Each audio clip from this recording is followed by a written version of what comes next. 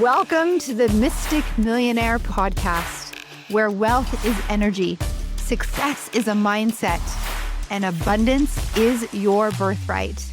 I am Danielle Amos, your host and mentor, here to help you unlock prosperity, embody confidence, and manifest a life you love. Take a breath, align with your truth, and let's manifest millions.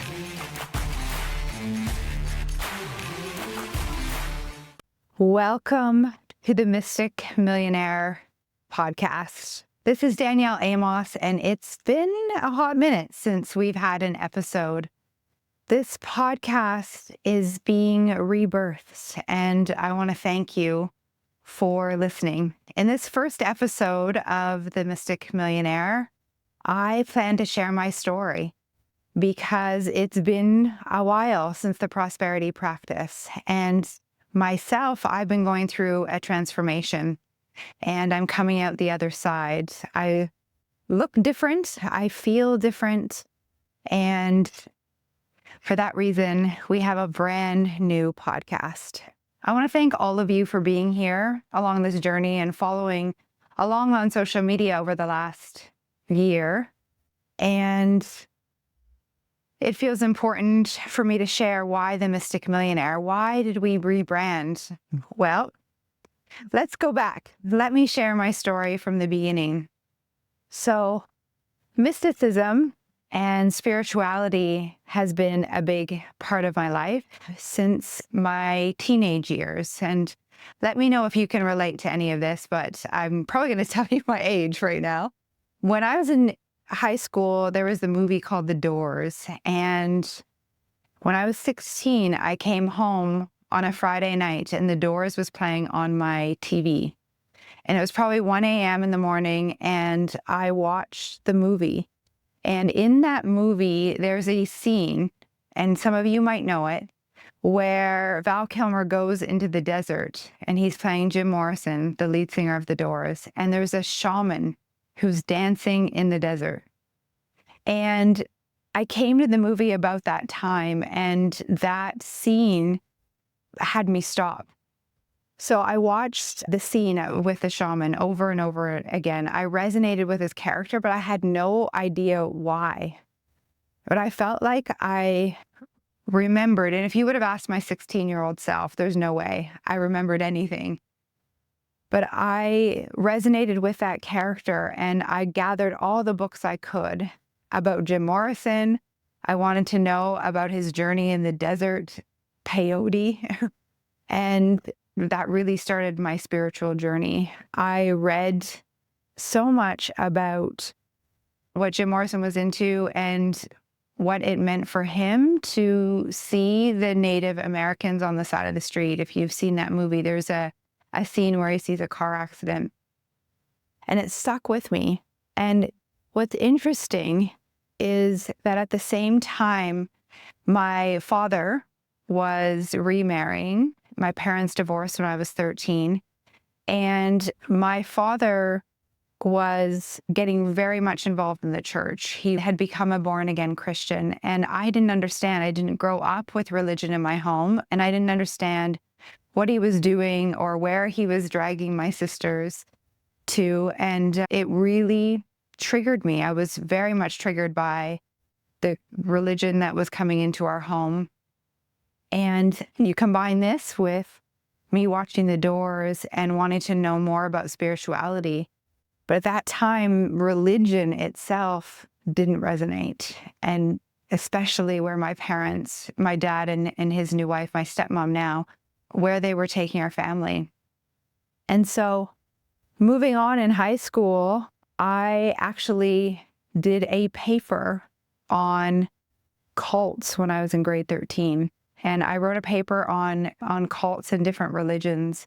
And I was fascinated why people believe what they believed. And I ended up getting 100% on that paper because I did so much work into the background of different cult systems and belief systems and religions. Fast forward then to university, I went to Queen's. And in my second year of Queen's studying life science, I was in a quantum physics exam. And in that exam, I had a panic attack, and I left the exam because I was so stressed about the actual work. But I left the exam, and I knew that if I left the exam, I would fail the course. And at Queen's, when you are in life science, they are looking to get rid of the bottom 10% of the class. So this was putting my dreams of becoming an eye doctor, at that time that's what I wanted to be, at risk. And I left anyway. And I went straight to the health department, and I got a note that excused me from the exam. And the physics professor called me into her office, and she actually asked me if she could put me into a trance or a meditation to access the information that she believed that I understood. And I agreed, and she guided me through a relaxation process. And at this time, I had known a little bit about meditation because of my obsession with Jim Morrison and the Doors, but I had not been a meditator myself. Now we're talking like 1997, okay? So I went into a meditation with my physics professor, and she gave me a verbal exam. And in that verbal exam, I got 97% on that exam. Just like the week prior, I walked out of that exam because I had no idea what the answers were, and I had a full-on panic attack. And a week later, without any further studying, I got 97% on the exam. And she proved to me that my mind was way more powerful than what I thought, and that I had all the information within, and that all I needed to do was relax, and that I was way more powerful than what I understood. And so now, as I start to connect the dots, looking back, on this time, watching that Doors movie, really becoming obsessed with Jim Morrison, but also shamanism, which led me to poets like William Blake and Aldous Huxley. I mean, I was reading The Doors of Perception when I was 17 years old, reading philosophy and books on different dimensions in science. And then going to Queen's for life sciences, I thought I wanted to be a doctor, but what actually ended up happening is I studied how the body works, and I studied psychology and biology and physics and chemistry. So much actually of that information I do use in my career now. And then to have my parents be involved in religion when I was so against it, and it being so triggering for me. It meant that I was forced to find my own way, and I was forced and encouraged by my higher self to ask questions and do the research. So in university, because my physics professor put me in a meditation and I was so receptive to it, she encouraged me to go speak to the Buddhism professor, and that she thought that I could really benefit from understanding meditation and how to access these parts of my mind that I didn't have access to before. So I am very coachable, and I went and studied with the Buddhism professor. I actually the next year enrolled in Buddhism courses. And I, from there, studied about the Dalai Lama and Buddhism itself. And it didn't stop there. I started studying other world religions at Queen's.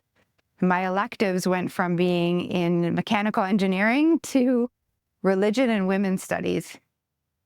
And I did all I could. You're going to see like a theme with me. I started researching and reading books about the Dalai Lama. And the Buddhism professor, she told me that it was possible to actually get an audience with the Dalai Lama. And I was in my third year of university, and I did that. I wrote to the Dalai Lama's office and I asked for an audience, and I was granted an audience in my fourth year of university. So fast forward, I finished my 4 years of university and I graduate. I spend the summer working and saving money. And that October, I travel to India to have an audience with the Dalai Lama in November of 1999. And I share this because this is a big part of the mysticism that I bring into my teachings and the work that I do with my clients.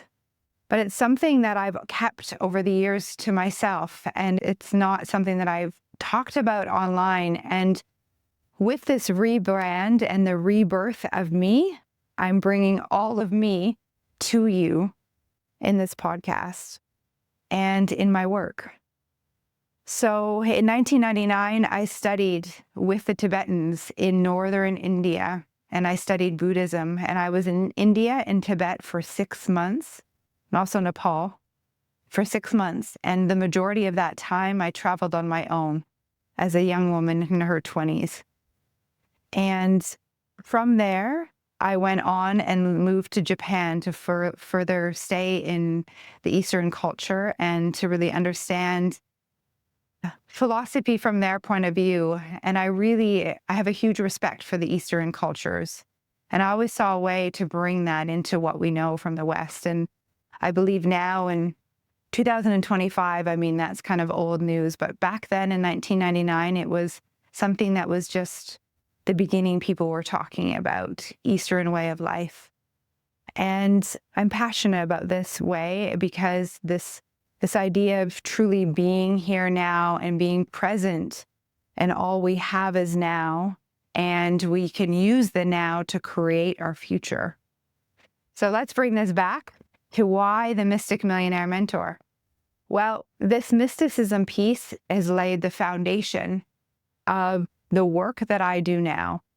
And when I met Bob Proctor 10 years ago, I started my career as a coach. 10 years ago in 2025 was the first time that I studied under Bob Proctor to understand that thoughts become things. What's so interesting is that when I was a teenager, I started to understand this. I started to bring this together for myself. And although it took a while to bring it here to you, I feel fully ready and excited to launch this part of my career and this next level and this next identity as the Mystic Millionaire Mentor. So as we bring this all together, what's new is you'll hear in this podcast a lot more about the mysticism, about what I know to be true and believe to be true around how the universe works. And we're going to bring a little bit more woo and spirituality in the best possible way to combine the science that you've heard me talk about in the prosperity practice, the old podcast, and we'll bring together that science, the stats, and the ways that you can use the processes that Bob Proctor taught me in that first part of my career. But we're going to bring together the mysticism, and you'll not only see that in my solo episodes, but as I bring guests forward. This new podcast, this new evolution, this rebirth and rebrand of the podcast will combine spirituality with applicable tools and tactics for you to apply to your life and your business. Plus, you'll get real life stories of others who have used and understood these principles in their life and their business so that you can learn from their success. I'm a big believer that success leaves clues. So I want to thank you for joining me in this podcast and this rebirth and celebrating what it means to combine mysticism with the practical, logical, science-based, proven techniques to take you to the next level. So thank you. Thank you for being here. Thank you for listening. And I look forward to seeing you on the next episode.